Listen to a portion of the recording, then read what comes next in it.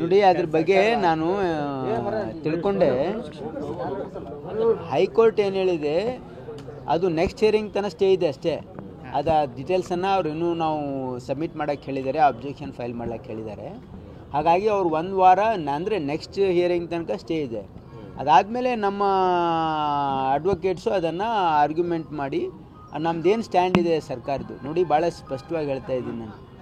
Hospitality ಕ್ಷೇತ್ರದಲ್ಲಿ ಜಾಗತಿಕ ವೃತ್ತಿಯ ಕನಸು ಇದೆಯಾ? ಜಾಗತಿಕ ಅಧ್ಯಯನ ಉದ್ಯೋಗ ಅವಕಾಶಗಳೊಂದಿಗೆ ಭಾರತದ ನಂಬರ್ 1 IIHM ನಲ್ಲಿ ಓದಿ. ಪ್ರವೇಶ ಆರಂಭವಾಗಿದೆ, ಈಗಲೇ ಸೇರಿ.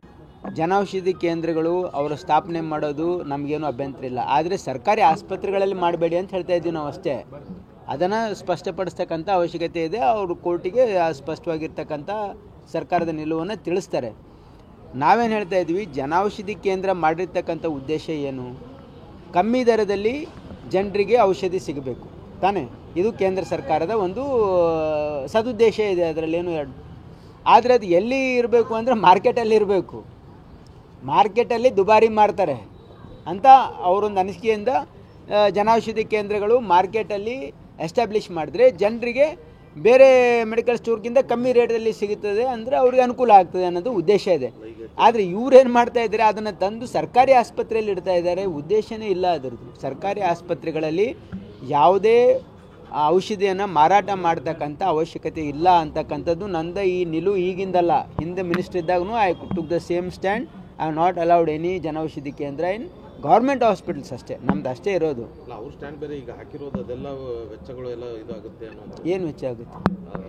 ಎಕ್ಸಿಸ್ಟಿಂಗ್ ಮೆಡಿಕಲ್ ಶಾಪ್ಸ್ ಏನಿದ್ದಾವೆ ಅವರೆಲ್ಲ ನಾವು ಖರ್ಚು ಮಾಡಿದ್ದೀವಿ, ಎಲ್ಲ ನಮ್ಗೆ ಗೊತ್ತಿಲ್ಲ. ಅದು ಅವ್ರದ್ದೇನೇನು ಆರ್ಗ್ಯುಮೆಂಟ್ ಮಾಡಲಿ, ಕೋರ್ಟ್ ತೀರ್ಮಾನ ಮಾಡುತ್ತೆ. ಅಲ್ಟಿಮೇಟ್ಲಿ ಕೋರ್ಟ್ ಏನು ತೀರ್ಮಾನ ಮಾಡ್ತದೆ, we are all bound by courts verdict, that's different issue. But we will like to, ನಾವು ಸರ್ಕಾರದ ನಿಲುವನ್ನು ಭಾಳ ಕ್ಲಿಯರಾಗಿ ಸ್ಪಷ್ಟಪಡಿಸ್ತೀವಿ. ನಮಗೆ ಸರ್ಕಾರಿ ಆಸ್ಪತ್ರೆಗಳಲ್ಲಿ ನಮಗೆ ಜನೌಷಧಿ ಕೇಂದ್ರಗಳು ಬೇಡ ಅಂತಕ್ಕಂಥದ್ದು ಸರ್ಕಾರದ ಪಾಲಿಸಿ ಇದೆ. It is in public interest. ನೋಡಿ, ಯಾರ್ದೋ ನೀವು ಆ್ಯಸ್ ಎ ಜರ್ನಲಿಸ್ಟ್ ನೀವು ಅನಲೈಸ್ ಮಾಡಿ, ಯಾರೋ ಒಬ್ಬ ವ್ಯಕ್ತಿಗೆ ಅನುಕೂಲ ಆಗೋದು ನೋಡ್ತೀರಾ ಅಥವಾ ಸಾರ್ವಜನಿಕ ಹಿತಾಸಕ್ತಿಯಿಂದ ತೆಗೆದುಕೊಂಡಿರ್ತಕ್ಕಂಥ ನಿರ್ಣಯ ನಮ್ಮದು? ಇಲ್ಲ, ಇನ್ನೂ ಇಟ್ ಈಸ್ ನೋಡಿ, ಕೋರ್ಟ್ ಇನ್ನೂ ವರ್ಡಿಕ್ ಕೊಟ್ಟಿಲ್ಲ.